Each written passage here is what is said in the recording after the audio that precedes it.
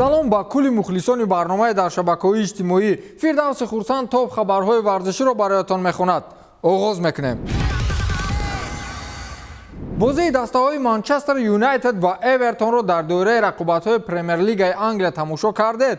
ман ҳамон ҷо ҳис кардам ки МЮ бо доштани бозигарони беҳтарини дунёӣ ҳоли ҳозир топ дастаи аврупоие нест ки барои ғолибият дар Лигаи Чемпионҳо ва ё Чемпионати Англия муддаӣ бошад. Эвертон дар Олд Траффорд оташи чашмони девҳои сурхро гирифт. бо як голи МЮ бо як гол ҷавоб гардониданд. вале ин амали бозигарони Эвертон дар ҳаққи Манчестере ки дар ин бозӣ меҳмони махсус доштанд нағз набуд. собиқ чемпиони UFC дар вазни сабук Ҳабиб Нурмагомедов рӯзи бозии дастаҳои Манчестер ва Эвертон ба Олд Траффорд рафт ва дар ин баробар аз ҷониби дастаи МЮ тӯҳфа аз қабили пироҳани рамзии даста бо рақами Роналду вохӯрӣ бо собиқ сармураббии дастаи МЮ мураббии дастон сер Алекс Фергюсон ва ҳамчунин вохӯрӣ бо рекордсмени бозиҳои олимпӣ аз нави варзиши сабук Усейн Болт ва ба қавле дар десерт бо собиқ футболбози ин даста Рио Фердинанд маросими ба истилоҳ дуэли чашмон ва ё маросими фейс ту фейс гузаронид. дар наҳор дида мешавад ки чӣ хел Ҳабиб баъди ба қавле чақчақ бо Пол Погба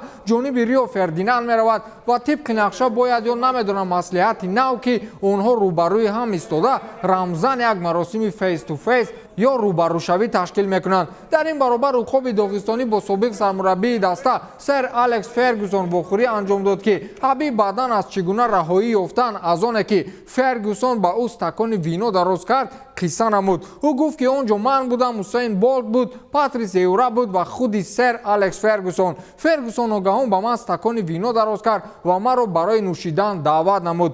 ман ба Усейн Болт нигоҳ кардам, ӯ ба Патрис Евра ва ҳамин тавр ҳар се якдигарро. ин албатта барои як одати маъмулӣ аст, вале ман наменӯшам. акнун шумо худро дар ҷои ман тасаввур кунед. Фергюсон аз рӯи анъанаи худашон маро эҳтиром намуда ба винонӯшӣ даъват кард. магар ман бояд ӯро ҷанг кунам? не, роҳҳои дигар ҳам ҳаст. ва ман ба ӯ шӯхиомез ҷавоб додам ки не, ман наменӯшам ва агар ки нӯшидам ҳамаро вайрон месозам. Фергюсон низ маро ҳис кард ва гуфт ки манам мисли туям ва ба ту маслиҳат медиҳам ки ҳеҷ гоҳ вино нанӯш, гуфтааст Ҳабиб Нурмагомедов. хулас Ҳабиб бозии дастаи Манчестерро тамошо кард ки он ҷо на Манчестер ва на Роналду барои меҳмонашон ягон хел сюрприз ҳам накарданд. бечора Ҳабиб ҳам ба гумонам дар қатори миллионҳо мухлиси Реал гирди ҷаҳон чарх зад. аз Мадрид ба Ювентус рафт ва акнун кам кам майдонҳои Манчестерро хабар мегирад. як сири бачаҳои чала мухлисро ифшоятон мекунам.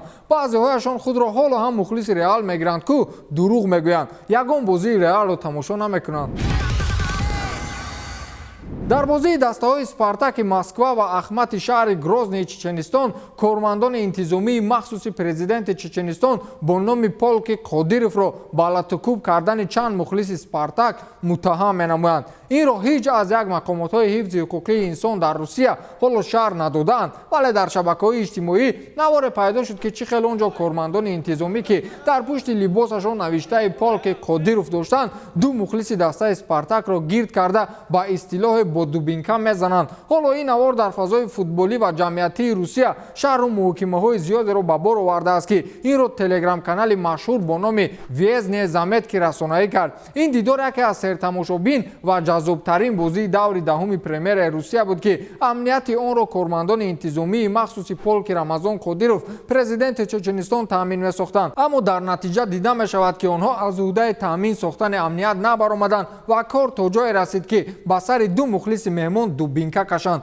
гумонам ин ҳоло паёмадҳои зиёдеро ба бор меорад. Спартак дастаи Ахматро бо ҳисоби 1-0 шикаст дод. фаъолияти видеоблогерҳои машҳури ҷаҳон бародарон Ҷек ва Логан Полҳо калонтар шуд. акнун онҳо бо Майк Тайсон сарбасар шуданиянд. Майк Тайсон низ дар ин овони даврони пирӣ рақобат бо ин бачаҳои наврӯид муқобил нест. аз ӯ пурсиданд ки бо онҳо рақобат мекунӣ? Тайсон ҷавоб додааст ки бешубҳа ман ба ҳар дуи он ба рақобат баромаданро қабул мекунам ва дар ин маврид зид ҳам нестам. мушзанӣ кардан бо онҳо пули калон меорад. ин сердаромадтарин рақобат мешавад. аудитория پولای آنها به 75 میلیون نفر برابر شد. با 100 میلیون دلار آنها به هر کار راضی‌اند. گفته است به صفت راضی بودن مایک تایسون. یادآور می‌شویم که همین سال لوگان پول با بوکسچی شکست‌ناپذیر فلوید میوزر رقابت نمایشی برپا کرد که در نتیجه با حساب داوران رقابت مساوی انجام یافت. آنجا گانراری با کفالت لوگان 250,000 یورو و گانراری با کفالت میوزر با 10 میلیون دلار برابر بود و در آخر با جمع کل درآمدها از حساب فروش پخش مستقیم و رکلام و جنبه‌های دیگر هر دو جانب در عموم طی 50 میلیون دلار دیگر کار کردند. رقابتی که در صورت باخت میلیون دلار فایده می‌آورد، من هم طاقت اولین ضربه تایسون را به کله میگیرم و به رینگ می‌دارم. چی گفتید؟